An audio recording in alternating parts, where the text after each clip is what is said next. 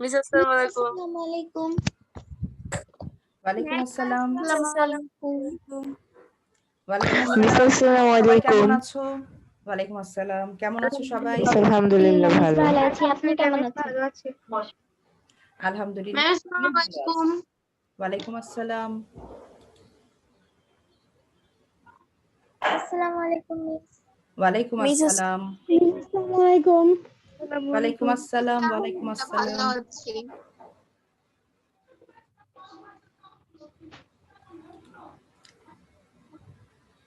আজকে আমরা খুব দ্রুত অনেক মানুষ কানেক্টেড হয়ে গেছি। 1 মিনিটের মধ্যে দেখাচ্ছে 32। তার মানে আসসালামু আলাইকুম মিস। ওয়ালাইকুম আসসালাম। তার মানে সবাই প্রস্তুত ছিলে, একদম যথাসময়ে ক্লাসে উপস্থিত হতে পেরেছো। মিস খুব আসসালামু ভালো। আলাইকুম। ওয়ালাইকুম আসসালাম। খুব খুশি হয়েছি তোমরা মিস যে আসসালামু আলাইকুম। ওয়ালাইকুম আসসালাম। তোমরা যে আমার কথাটা শুনেছো। আসসালামু আলাইকুম টিচার। ওয়ালাইকুম আসসালাম। সবাই প্রতিদিন এইভাবে ক্লাসের সময় একদম রেডি থাকবে, তৈরি থাকবে। আমরা সবাই জানি কখন ক্লাস হবে। টিচার ক্লাস শুরু করা মাত্র সাথে সাথে যাতে আমরা মিস আসসালামু আলাইকুম। মিস ওয়ালাইকুম আসসালামু আসসালাম। আলাইকুম। ওয়ালাইকুম আসসালাম। এই যে 40 হয়ে গেছে। ঠিক আছে, আমরা সবাই চলে এসেছি অলমোস্ট 40 জন আমরা এখানে শিক্ষার্থী আছি। তো তোমাদের মনে আছে গত ক্লাসে আমরা কি আলোচনা করছিলাম? ওয়ালাইকুম আসসালাম। আসসালামু আলাইকুম। ওয়ালাইকুম আসসালাম। গত ক্লাসে কি আলোচনা করেছি মনে আছে সবার? মনে আছে?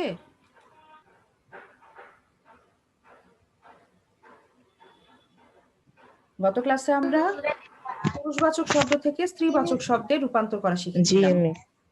তাই তো? আজকে আমরা জি নতুন মিস। আজকে আমরা নতুন আরেকটা বিষয় নিয়ে আলোচনা করব। বিষয়টা আসলে নতুন নয় তোমাদের কাছে, তোমরা আগেও পড়েছো, আবারও আমরা পড়বো আরেকটু বিস্তারিতভাবে, আরেকটু ভালোভাবে।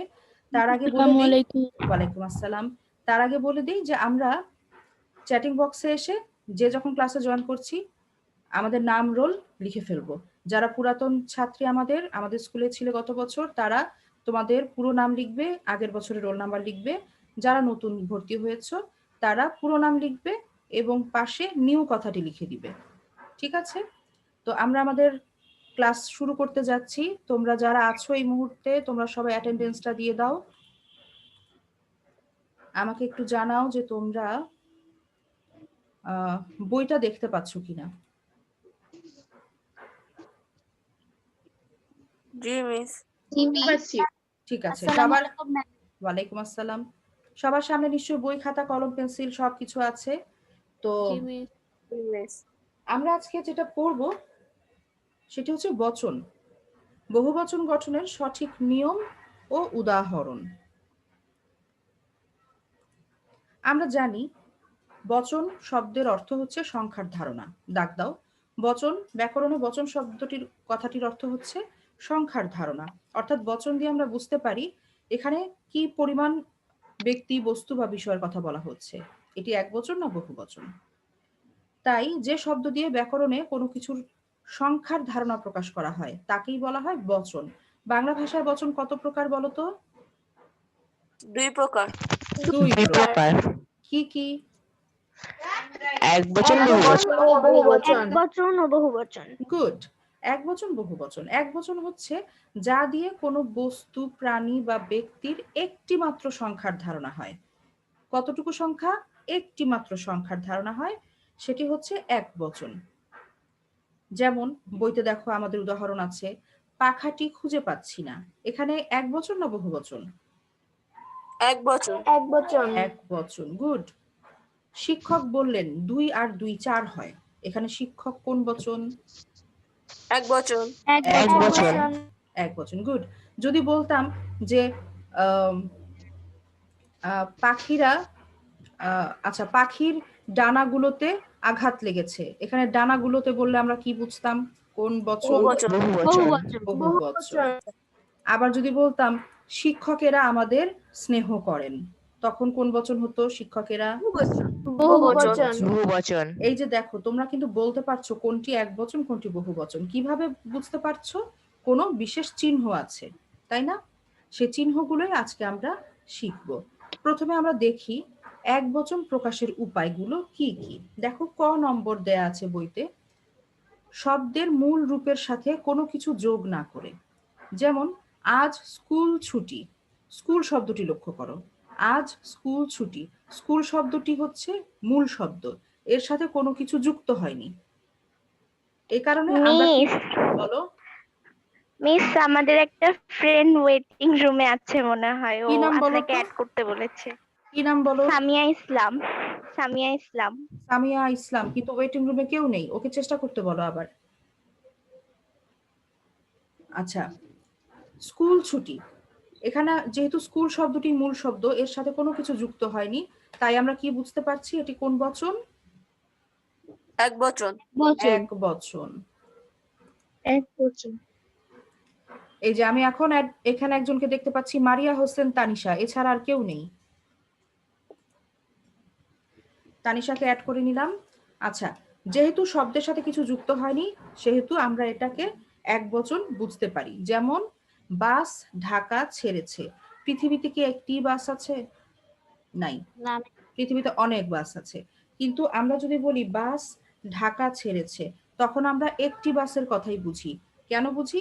কারণ এটাই নিয়ম যে যদি আমরা মূল শব্দ সাথে কিছু যুক্ত না করি, তখন সাধারণত আমরা এক বচন ভেবে নেই, এক বচন অর্থ প্রকাশ করে। আমার বাড়ি যাইও ভ্রমর, বসতে দেব পীরে, এখানে বাড়ি এক বচন, আজ স্কুল ছুটি, স্কুল এক বচন, রীতা গান শিখতে গেছে, রীতা এক বচন, বাস ঢাকা ছেড়েছে, বাস এক বচন। বুঝতে পেরেছি প্রথম ক নম্বর সূত্র? জি মিস। Very good. এবার আমরা যাচ্ছি পরের নিয়মে। খ, শব্দের শেষে টি, টা, খানা, খানি, খান, গাছ, গাছা, গাছি ইত্যাদি নির্দেশক যোগ করে। এই যে কথাগুলো বললাম, টি, টা, খানা, খানি ইত্যাদি, এগুলোকে বলে নির্দেশক, অর্থাৎ কোনো কিছুকে নির্দেশ করা হয়।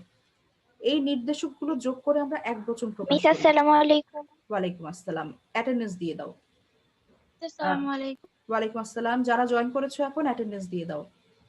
আচ্ছা, যেমন মেয়েটি খুব চালাক, এখানে টি হচ্ছে একটি নির্দেশক। তোমার কলমটা দাও তো, টা, এটা একটা নির্দেশক। নৌকাখানি বেশ সুন্দর, খানি নির্দেশক। বইখানা আমি পড়েছি, খানা নির্দেশক। দড়ি গাছা দিয়ে যা তো মা, দাদুর হাতে লাঠি গাছা বেশ বানিয়েছে। এই যে খানা, গাছা, টি, টা, খানি, এই প্রত্যেকটি হচ্ছে নির্দেশক, এবং এই নির্দেশকগুলো যখন শব্দের সাথে যুক্ত হবে, তখন আমরা কোন বচন বুঝবো? এক বচন। এক বচন। এক বচন। ঠিক আছে, তাহলে খুব সুন্দর করে বইতে দাগ দিয়ে রাখো নিয়মগুলো খুব গুরুত্বপূর্ণ। তো যখন মূল শব্দের সাথে কিছু যোগ হবে না, তখন কোন বচন বুঝাবে? বলতে হবে এক বচন। এক বচন। তারপরে এই যে এই নির্দেশকগুলো যুক্ত হয় কখন? যখন এক বচন বোঝায়। তো এই নির্দেশকগুলো শিখবে। এরপরে গ, শব্দের আগে এক, একটা, একটি, একখানা, একজন ইত্যাদি সংখ্যাবাচক শব্দ বসিয়ে আমরা এক বচন প্রকাশ করি। কি কি আবার দেখো, সবাই বইতে দাগাও। এক, একটা, একটি, একখানা, একজন, পাঁচটা আছে।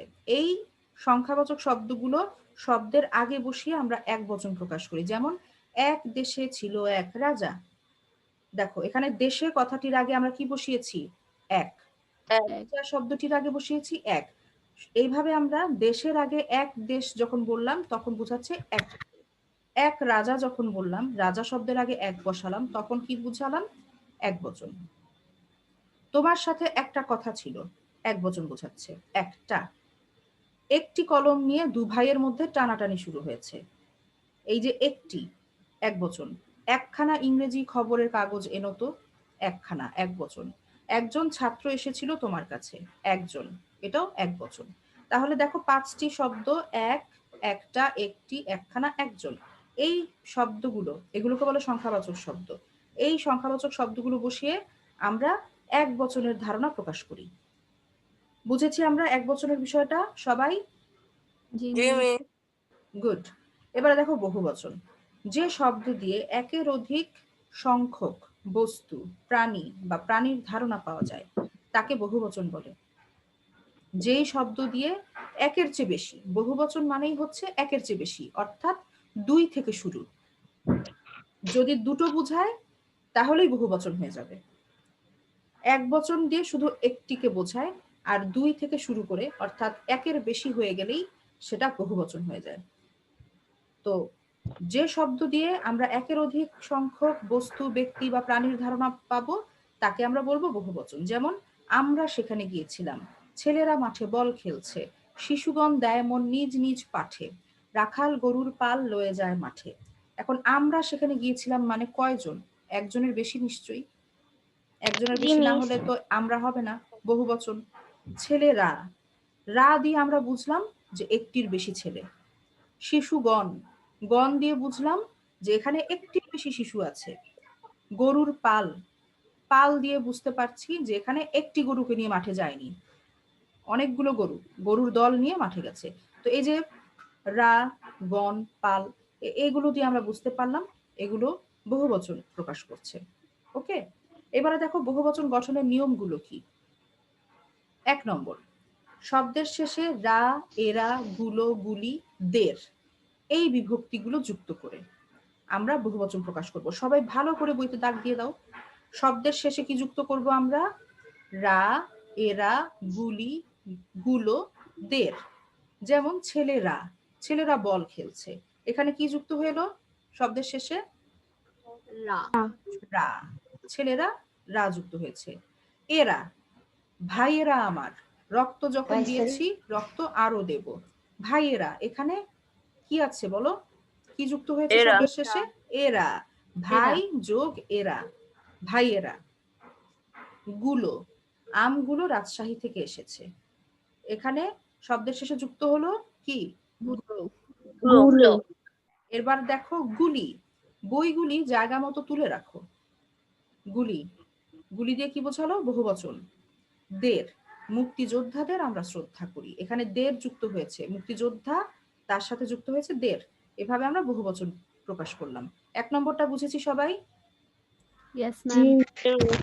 জি আচ্ছা। মিস। গুড।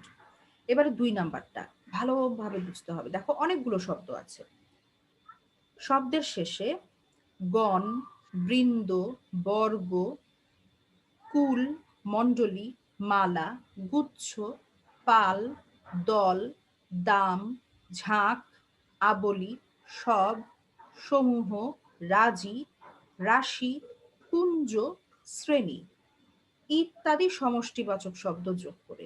এতক্ষণ আমি যতগুলো শব্দ বলেছি সবগুলো শব্দ হচ্ছে সমষ্টিবাচক শব্দ, অর্থাৎ এই শব্দগুলো যখনই আমরা বলবো তখনই কোনো না কোনো সমষ্টি বোঝাবে। সমষ্টি মানে একের অধিক ব্যক্তি, বস্তু বা বিষয়ের একত্রিত একটা অবস্থা, এটা হচ্ছে সমষ্টি। যেমন আমি যদি বলি যে আমি এখন 8ম শ্রেণীর ব্যাকরণ ক্লাস নিচ্ছি, এই যে শ্রেণী বললাম, শ্রেণী দিয়ে আমি কি একটি ছাত্রীকে বোঝাচ্ছি? না, না। একটি ma'am. ছাত্র, একজন ছাত্রকে নিয়ে কখনোই একটি শ্রেণী হয় না, শ্রেণী হবে একাধিক, অর্থাৎ সমষ্টি বোঝাচ্ছে। এখানে যতগুলো শব্দ লেখা আছে সবগুলোই সমষ্টি বোঝায়। এখন এই সব এগুলো দিয়ে কিভাবে মানে এগুলো যুক্ত হয়ে কিভাবে শব্দ গঠিত হয় সেটা এখন আমরা দেখব। যেমন গণ, গণ দিয়ে কি আছে? সবার সামনে বই আছে, স্ক্রিনেও বই আছে, বলো দেখি গণ দিয়ে কি হয়েছে? শিশুগণ দেয় মন নিজ নিজ পাঠে। শুধু শব্দটা বললেই হবে, হ্যাঁ, বাক্য তো আমরা বুঝতেই পারি, শুধু শব্দটা বলবে। গণ দিয়ে কি হয়েছে? শিশুগণ। শিশুগণ। আচ্ছা, আরো হয়, শিক্ষকগণ হয়, ঠিক আছে, বিচারকগণ হয়, অনেক হয়। তো এখানে আছে উদাহরণ আমাদের বইতে শিশুগণ। ওকে, এরপরে বৃন্দ, বৃন্দ দিয়ে কি হয়েছে? বৃন্দ। কুল, পক্ষী মানে কি?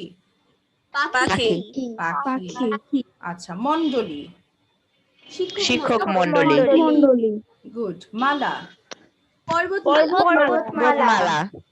এই মালা কিন্তু গলায় পরবার মালা নয়, এই মালা মানে হচ্ছে সমষ্টি, পর্বতমালা। গুচ্ছ, গল্পগুচ্ছ। পাল, গরুর পাল। দল, ক্রিকেট দল। দাম, শৈবাল দাম। শৈবাল দাম। এই দাম মানে কিন্তু মূল্য নয়, এই বইটির দাম কত সেই দাম নয়, এই দাম হচ্ছে সমষ্টিবাচক একটি শব্দ। তারপরে আছে ঝাঁক, ঝাঁক পায়রার ঝাঁক, পায়রার ঝাঁক। আবলি, পদাবলী, পদাবলী। এখানে আবলি কোথায়, তাই তো? এই যে একজন পদের অলরেডি সাথে আমাকে যোগ ডেকে হয়েছে। ফেলেছে।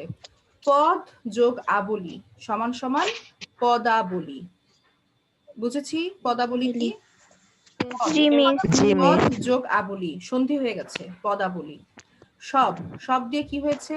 পাখি সব, সমূহ, বনসমূহ, আচ্ছা। রাজি, গ্রন্থরাজি, গ্রন্থরাজি। এই রাজি মানে কিন্তু আহ মানে সমর্থন দেওয়া নয়, একমত হওয়া নয়। যেমন চল তুই আর আমি আজকে পড়াশোনা না করে ফাঁকি মারবো, যেটা দুষ্টু বাচ্চারা করে থাকে। সেটা হচ্ছে হ্যাঁ। তুই রাজি, আজকে আমরা পড়াশোনাই করবো না, আজকে আমরা সারাদিন টিভি দেখবো, বল তুই রাজি। এই রাজি কিন্তু এই রাজি নয়, ঠিক আছে? এই রাজি হচ্ছে সমষ্টিবাচক অর্থ প্রকাশ করা একটা শব্দ, রাজি। রাশি, পুষ্পরাশি, পুষ্পরাশি। আচ্ছা,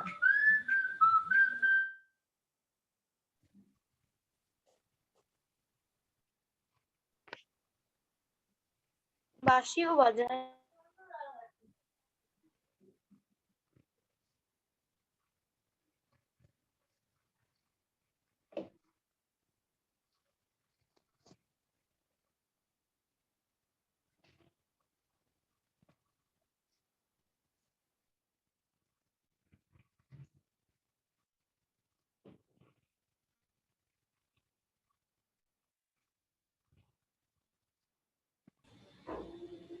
আমরা কোথায় ছিলাম? রাজি, রাশি না শেষ করে রাশি, পুঞ্জতে এসেছে। রাশি পর্যন্ত করেছি। আচ্ছা, পুঞ্জ, মেঘপুঞ্জ, মেঘপুঞ্জ। আচ্ছা, এরপর আছে শ্রেণী, দৈনিক শ্রেণী, নিম্ন নিম্ন শ্রেণী, শ্রেণী। নিম্ন শ্রেণী। আচ্ছা, তো এই যে শব্দগুলো, এই শব্দগুলো দিয়ে আমরা প্রকাশ করি বহুবচনবাচক অর্থ। এবারে 3 নম্বরে যাই। শব্দের আগে, শব্দের আগে অনেক, অজস্র, অসংখ্য, প্রচুর, বহু, বিস্তর, নানা, ঢের, সব, সকল, সমস্ত, হরেক ইত্যাদি শব্দ ব্যবহার করে আমরা বহুবচন প্রকাশ করি। এবং এই যে শব্দগুলো বললাম, সবগুলো শব্দ কখন বসবে? শব্দের আগে নাকি পরে নাকি মাঝখানে? কোথায়? আগে, আগে, শব্দের আগে বসবে। যেমন দেখো, অনেক দিয়ে কি আছে? অনেক এবার পরীক্ষায় অনেক ছাত্র ফেল করেছে, অনেক ছাত্র শব্দটির আগে বসেছে অনেক, এই দিয়ে ছাত্রগুলোকে বহুবচন বোঝাচ্ছে, ঠিক আছে? আচ্ছা, এবারে আমরা পরেরটায় যাই। অজস্র, তার অজস্র টাকা পয়সা হয়েছে। টাকা পয়সার আগে অজস্র বসিয়ে আমরা বুঝালাম যে অনেক টাকা পয়সা। অসংখ্য, অসংখ্য দিয়ে কি বলো দেখি উদাহরণ, বইতে কি আছে দেখে বলো। বাংলাদেশের অসংখ্য মানুষ এখনো অশিক্ষিত। হ্যাঁ, এখানে অসংখ্য মানুষ, এটা হচ্ছে বহুবচন, শুধু বহুবচনটুকু বললেই হবে। আপাতত, মানে যখন পরীক্ষার খাতায় লিখবো আমরা বা ক্লাস ওয়ার্ক হোমওয়ার্ক করবো, তখন তো অবশ্যই বাক্য লিখবো। আপাতত ক্লাসে আমরা যেহেতু সময় সংক্ষিপ্ত, আমরা শুধু শব্দটা বলবো, ঠিক আছে? আচ্ছা, এখন অসংখ্যতে ছিলাম। প্রচুর, প্রচুর জাম, বাজারে প্রচুর আম উঠেছে। প্রচুর আম। বহু, বহু সম্পত্তি, সম্পত্তির মালিক। বহু সম্পত্তি। বিস্তর, বিস্তর মিথ্যা, বিস্তর মিঠা। আচ্ছা, যে এটা একটা কহে কবিতার, হ্যাঁ, যে কহে বিস্তর মিছা সে কহে বিস্তর, এটা একটা কবিতার চরণ। তো এই যে বিস্তর মিছা মানে কি? অনেক মিথ্যা, মানে একটা মিথ্যা না, অনেক মিথ্যা। নানা, নানা দিয়ে কি আছে? নানা মনির, নানা মত, নানা মত। আচ্ছা, এরপরে দেখো ঢের, ঢের কি? ঢের বাকি, বৃষ্টি ঢের আসে বাকি। কোনো ঢের ঢের বাকি। মানে অনেক, সব, বাজারে গিয়ে সব টাকা খরচ সব হয়ে গেল। টাকা, হ্যাঁ, সব টাকা খরচ হয়ে গেল। সকল, সকল পৃথিবীর মানুষ, সকল মানুষ আমার ভাই। হ্যাঁ, সকল মানুষ আমার ভাই। ওকে, সমস্ত, সমস্ত কাহিনী ছিল বানোয়াট। আচ্ছা, সমস্ত কাহিনী ছিল বানোয়াট। ওকে, হরেক, হরেক রকম, মেলায় হরেক হরেক রকম জিনিস পাওয়া যায়। মানে নানা রকম, অর্থাৎ অনেক, বহুবচন বোঝাচ্ছে। তো আমরা এই শব্দগুলো মনে রাখবো। এই শব্দগুলো শব্দের আগে বসে বহুবচন প্রকাশ করে। ঠিক আছে? এবার আমরা দেখব একই শব্দ পর পর ২ বার বসিয়ে কিভাবে বহুবচন করা হয়। যেমন ফুলে, বাগানটা ফুলে ফুলে ভরে গেছে। এর মানে কি? বাগানে একটা মাত্র গোলাপ ফুল ফুটেছে আর তাতেই বাগানটা ভরে গেছে। তাই কি অর্থটা? না মিস। No, না। miss. এর অর্থ হচ্ছে হ্যাঁ, অনেক ফুল ফুটেছে। বাগানটা জুড়ে অনেক ফুল ফুটেছে এবং সেটা আমরা বুঝিয়েছি ফুলে ফুলে। আমরা এখানে অনেক, অজস্র, একটা, দুইটা, ৫০টা কিচ্ছু বলিনি। তাই তো? আমরা এখানে একই শব্দ ২ বার ব্যবহার করেছি এবং পর পর ব্যবহার করেছি। একই শব্দ পর পর ২ বার বসিয়ে আমরা বহুবচন প্রকাশ করতে পারি। যেমন বাগানটা ফুলে ফুলে ভরে গেছে। এরকম অনেকগুলো আছে। দেখো হাঁড়ি। কি আছে বলো সবাই? বড়দের হাড়ি হাড়ি সন্দেশ নিয়ে এসেছে। হ্যাঁ, হাঁড়ি হাঁড়ি সন্দেশ। কারি। মেয়ের বিয়েতে কারি কারি টাকা খরচা হয়ে গেল। কারি কারি টাকা মানে অনেক টাকা। বলে। অনেক টাকা। তোমাকে বলে বলে আর পারলাম না। হ্যাঁ, তোমাকে বলে বলে আর পারলাম না। মানে একবার বলা হয়নি, অনেক কয়েকবার বলা হয়েছে। খেটে।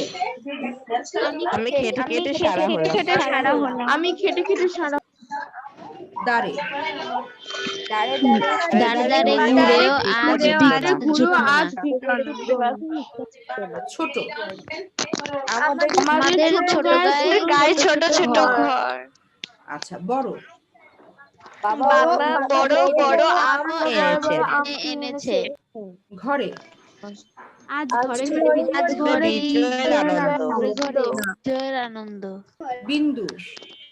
বিন্দু বিন্দু জল দিয়ে তৈরি হয় বিশাল সাগর। ভালো। ক্লাসে ভালো ভালো ছেলেকে পুরস্কার দেওয়া হবে। ছেলেকে পুরস্কার দেওয়া হবে। যে। যে যাবে তার লঞ্চে ওঠো। আচ্ছা, এই যে আমরা দেখলাম যতগুলো শব্দ এখানে বইতে আমরা দেখতে পাচ্ছি, সবগুলো শব্দ ২ বার ব্যবহার করেছি আমরা, পর পর ২ বার ব্যবহার করেছি এবং তার ফলে আমরা কি বুঝতে পারছি? এখানে বহুবচনবাচক অর্থ প্রকাশিত হচ্ছে। ঠিক আছে? এই অংশটুকু সবাই বুঝেছি ভালোভাবে? Yes, ma'am. Yes, miss. আচ্ছা, এবারে আমরা যাই।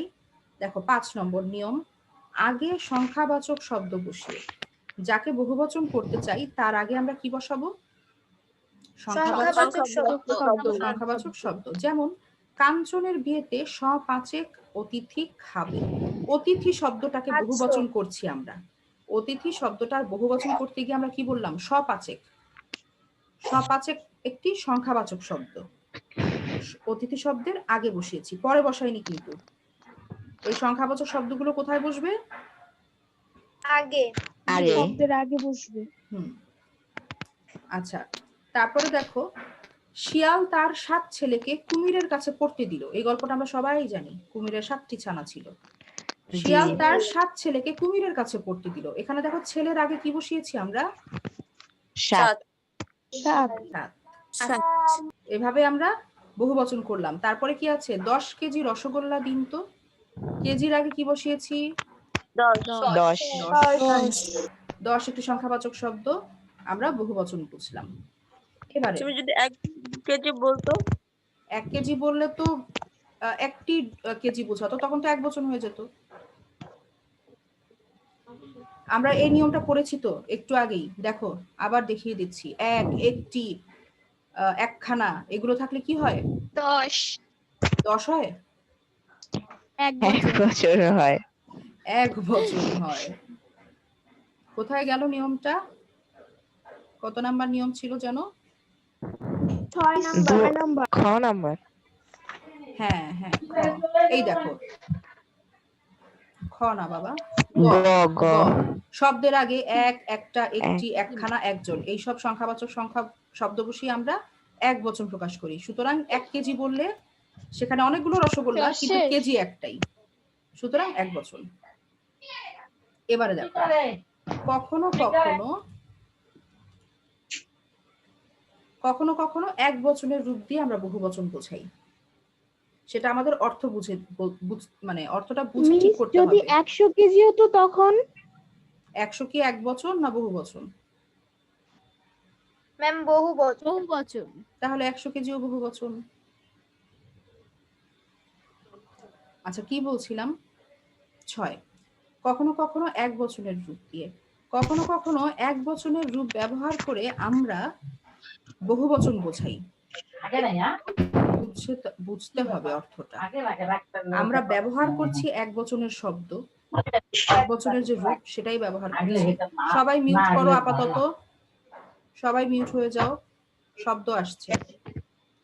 আমরা ব্যবহার করছি এক বচনের শব্দ, কিন্তু বোঝাচ্ছি আমরা বহু বচন। কিভাবে বোঝাচ্ছি সেটা আমাদের বাক্যের অর্থ থেকে বুঝতে হবে। মানুষ মরণশীল, দেখো মানুষ এখানে কিছু যুক্ত হয়েছে, বহু বচন বাচক কোনো কিছু যুক্ত হয়েছে? হয়নি। মানুষ এটি এক বচনের রূপ, কিন্তু অর্থটা বোঝো।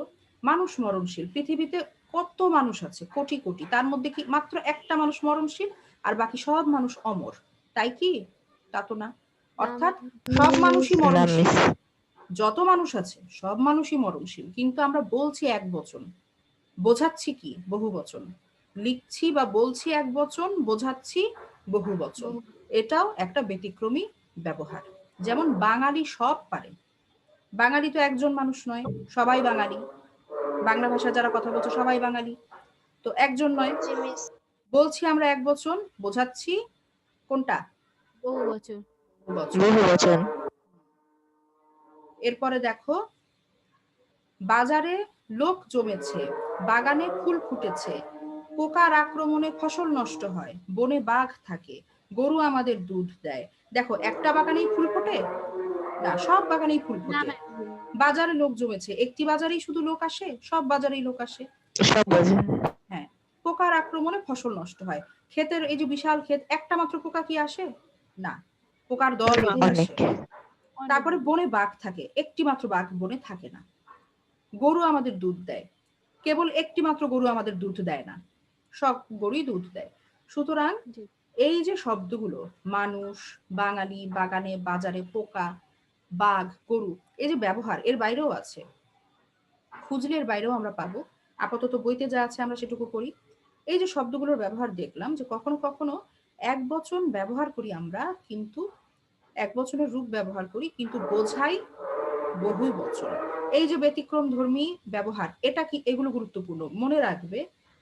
যে কোনো ব্যতিক্রমী ব্যবহার, ব্যাকরণের যে কোনো ব্যতিক্রমী নিয়ম, সেটা গুরুত্বপূর্ণ হয়। যেমন সন্ধি তোমরা পড়েছো বা আবারও পড়বে, সেখানে নিপাতনে সিদ্ধ সন্ধি থাকে। মানে কি? যা সূত্র পড়লাম তার বাইরে গিয়ে কিছু ব্যতিক্রম, তো এগুলো সবসময় গুরুত্বপূর্ণ হয়।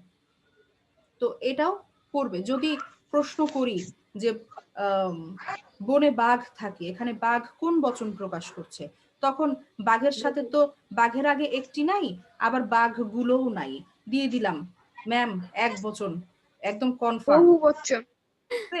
বহু বচন। বহু বচন, অর্থাৎ আমাদের অর্থটা বুঝতে হবে, একটু খেয়াল করে পড়তে হবে, বুঝতে হবে। আমরা বুঝেছি এই ব্যতিক্রমী নিয়মটা? ইয়েস জি ম্যাম। মিস। আচ্ছা, এবারে আমরা যাব বিশেষ দ্রষ্টব্য। দেখো, গুরুত্বপূর্ণ কথা এখানে আছে। বচন মূলত বিশেষ্য ও সর্বনাম পদের এক বা একাধিক সংখ্যার ধারণা নির্দেশ করে। সবাই কলম এবং পেন্সিল নিয়ে বইয়ের উপর ঝাঁপিয়ে পড়ো, লাইনটা দাগ দাও। ঠিক আছে? বচন কোন পদের সংখ্যার ধারণা নির্দেশ করে? বিশেষ্য সর্বনাম। হ্যাঁ, মূলত বিশেষ্য ও সর্বনাম পদের এক বা একাধিক সংখ্যার ধারণা, অর্থাৎ বচনের ধারণা নির্দেশ করে, সংখ্যার ধারণা নির্দেশ করে। সে কারণে শুধু বিশেষ্য ও সর্বনাম পদের বচন ভেদ হয়। এই যে এতক্ষণ আমরা আজকের ক্লাসে যতগুলো উদাহরণ দেখেছি, এই যে বাঘ, গরু, মানুষ, ফুল, আরো যা যা পড়েছি, শিশুগণ, যা পড়েছি সবই কিন্তু খেয়াল করলে তোমরা দেখবে হয় বিশেষ্য নয়তো বিশেষণ, দুঃখিত, হয় বিশেষ্য নয়তো সর্বনাম। সর্বনাম। ঠিক আছে? সুতরাং আবার ঝাঁপিয়ে পড়তে হবে, বিশেষ্য ও সর্বনাম পদের বচন ভেদ হয়। কোন কোন পদের বচন ভেদ হয়? বিশেষ্য ও সর্বনাম। বিশেষ্য ও সর্বনাম পদের বচন ভেদ হয়। আচ্ছা, এখন দেখো, যেগুলো আমরা শিখে এসেছি সেগুলোই এখানে একটু সংক্ষিপ্ত আকারে বলছে। উন্নত প্রাণীবাচক শব্দের বহুবচনে গণ, বৃন্দ, মণ্ডলী, বর্গ এগুলো বসে। এবং অপ্রাণীবাচক শব্দের বহুবচনে বসে আবলি, গুচ্ছ, দাম, নিকর, কুঞ্জ, মালা, রাশি, রাজি এগুলো। ঠিক আছে? উন্নত প্রাণীবাচক মানুষ, ঠিক আছে? আর অপ্রাণীবাচক মানে যেগুলো প্রাণ নেই, এই যে বই, খাতা, কলম, পেন্সিল, টেবিল এগুলো, যেমন শৈবাল, দাম, তারপরে পর্বতমালা, মেঘমালা, এগুলো হচ্ছে সব অপ্রাণীবাচক। এবং অপ্রাণীবাচক শব্দের বহুবচনে এগুলো বসে। শিখতে হবে যে উন্নত প্রাণীবাচক শব্দের বহুবচনে কোনটা কোনটা বসে জানতে হবে। আবার অপ্রাণীবাচক শব্দের বহুবচনে কোনটা কোনটা ব্যবহৃত হয় শিখতে হবে। ঠিক আছে? এরপরে দেখো, কিছু শব্দ আছে যেগুলো প্রাণীবাচকের সাথেও বসে, অপ্রাণীবাচক শব্দের সাথেও বসে। যেমন রা, এরা, গণ, গুলো, কুল, সকল, সব, সমূহ এগুলো মনে রাখতে হবে যে প্রাণীবাচকের সাথেও বসে, অপ্রাণীবাচকের সাথেও বসে। যেমন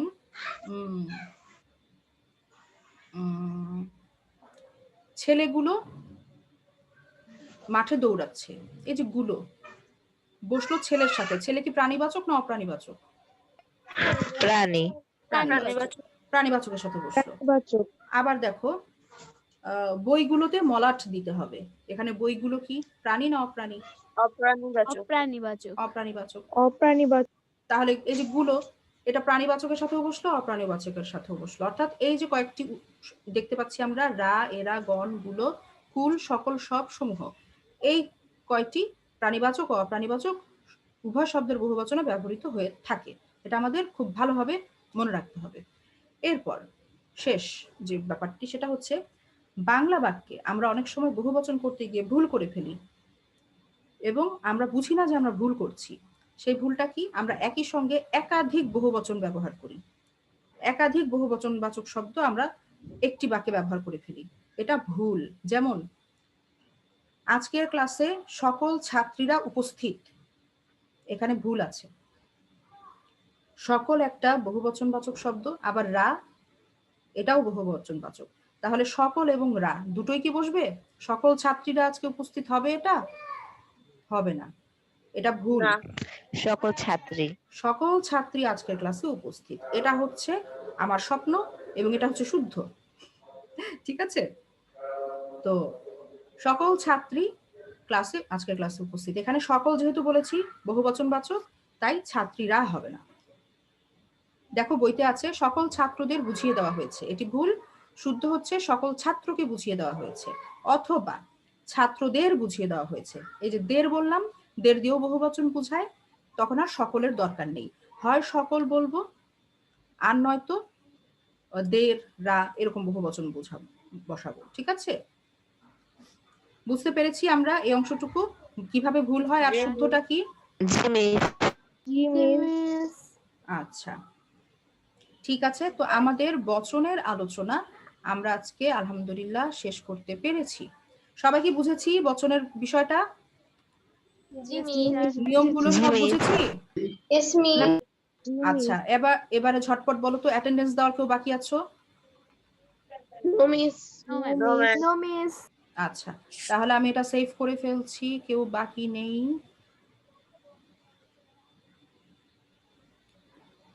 আচ্ছা, আজকের ক্লাসে এমন কিছু আছে যেটা বুঝিনি, আরেকবার বুঝতে হবে। আছে কিছু? খুব ভালো, তোমরা সবাই খুব ভালোভাবে ক্লাসে অংশগ্রহণ করেছো, সেটা আমার কাছে খুব ভালো লেগেছে। তো আজকের ক্লাসের পড়াও তোমরা বুঝতে পেরেছো, তো পড়া নিয়ে কোনো সমস্যা নেই। আশা করব আমি যে তোমরা বাসায় ক্লাসগুলো শেষ হওয়ার পরে আবার বইটা নিয়ে বসবে। বুঝিয়ে দিয়েছি আমি, কিন্তু তোমার শেখা হয়নি, শিখতে হবে তোমাকেই। সুতরাং ক্লাসের শেষে খাওয়া দাওয়া করে রেস্ট নিয়ে সুন্দরভাবে বসবে। বসে আমি যেভাবে যেভাবে বলেছি, কোনটা কোনটা পড়তে হবে, কোনটার কি নিয়ম, কেন এই নিয়ম, সেগুলো বুঝবে এবং শিখবে। ঠিক আছে? তো আমাদের ক্লাসের সময় প্রায় শেষ। তো আজকের ক্লাস থেকে আমি এখন বিদায় নিচ্ছি। তোমরা সকলে ভালো থাকবে এই আশা রাখছি, আর ইনশাআল্লাহ দেখা হবে আগামী ক্লাসে। আল্লাহ হাফেজ। আসসালামু ওয়ালাইকুম আসসালাম। আসসালামু আলাইকুম teacher। ওয়ালাইকুম আসসালাম। আলাইকুম। ওয়ালাইকুম আসসালাম।